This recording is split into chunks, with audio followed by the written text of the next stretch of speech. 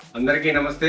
నేను మీ ఆంజనేయులు పెన్నేరు. ఒక్క నిమిషం, మీరు ఫ్లాట్ లేదా ప్లాట్ మరియు ఎకర్స్ లో కొనడానికి వెళ్తున్నారా, లేక మీ జీవితంలో చేసిన కష్టానికి విలువ కొనడానికి వెళ్తున్నారు? చాలా మంది ఒక మాట విని కొనేస్తారు. మా ఫ్రెండ్ చెప్పాడు, మా బంధువు చెప్పాడు, లేదా మా మామయ్య చెప్పాడు, లేదా మా అన్న గ్యారంటీ ఇచ్చాడు అంటారు. కానీ మీ అందరికి ఒక్క ప్రశ్న, మీ డబ్బు వాళ్ళది కాదు, మీదే. అయితే నిర్ణయం కూడా మీరే తీసుకోవాలి.